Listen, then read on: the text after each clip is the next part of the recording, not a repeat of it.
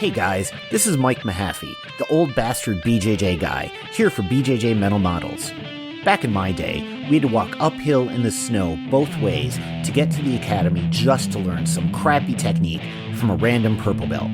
You kids have it so easy because now you can just subscribe to BJJ Mental Models Premium and get tons of great audio courses to learn new techniques, enhance your mindset, and entertain yourself. You can even get personalized rolling reviews from some of your favorite BJJ Mental Models coaches, including me. It's like having your own seminar, you spoiled little whippersnappers. So what are you waiting for? Subscribe to BJJ Mental Models Premium right now, get off my lawn, and go train.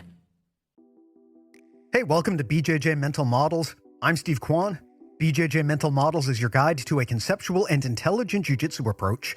And in this week's mini episode, and for that matter, the next few, I want to dig into some of the mental models that you might have come across if you study popular science, or if you happen to train under a jiu-jitsu instructor who just really likes this way of thinking.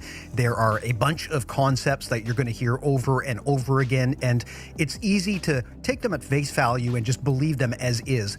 But the purpose of this mini episode here is to give you a tool to help you better understand the limits of those concepts and to come to terms with the fact that most mental models really don't apply all the time. They might be useful in some cases, but they all have their limitations.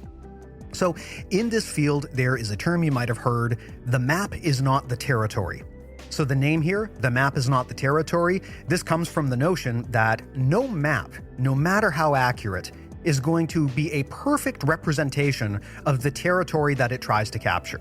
I mean, if you were trying to drive to Seattle and you had a printed out map, you would expect that map to be an abstraction to some degree.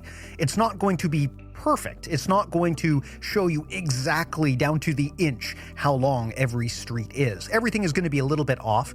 There are going to be some landmarks that are either emphasized so that you recognize them more, or maybe they're just not included because the map maker didn't see them as being relevant at the time. The point is that the map is not a completely accurate reflection of the territory that it is describing.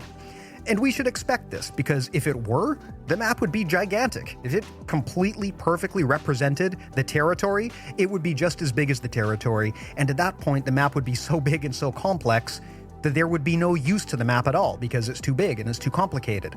The purpose of a map is to simplify and to create an abstraction, a simplification that we can use to understand the general idea, while maybe putting aside some of the details that the map maker may not have thought was particularly relevant.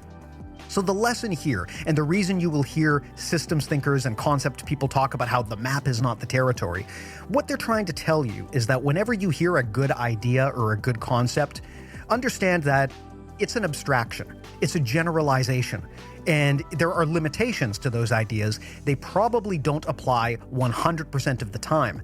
And if you assume that the idea that you're working with is 100% accurate 100% of the time, you're probably going to make some mistakes because you won't find those places where the map does not perfectly describe the territory. Giving a jiu-jitsu specific example, a common concept that I heard all the time coming up in jiu-jitsu was that when you are doing an armbar from the top, you don't want to cross your ankles. You want to pinch your ankles in tight. Don't ever cross your ankles.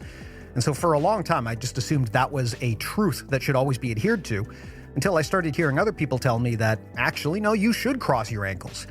And if you're looking for a definitive right or wrong answer here as to whether you should cross your ankles or not when you're trying a top side armbar, you're going to be unsatisfied because there is no definitive answer. The real answer is it depends. And a good map will try to take into account those murky situations where the answer isn't clear, and a good map reader will try to find those situations where the map is not clear and understand what to do in those cases if there isn't a definitive answer. So going back to this answer of the armbar, I mean, my example has always been, I want to keep the far shoulder tight and pinned. I don't want my opponent to be able to rotate out of the armbar. So do I pinch or do I cross my ankles? Well, that depends on what feels tighter. My goal is to make them feel like they're immobilized. And the positioning of my feet is less important than keeping their far shoulder immobilized so they can't escape the armbar. So there's just a simple example of the map and the territory in Jiu-Jitsu. When you hear people talk about concepts in Jiu-Jitsu, they will often either come across as being too absolute in how they present them, or alternately, maybe you will interpret them as being too absolute. And with most concepts in Jiu-Jitsu, they simply don't apply 100% of the time.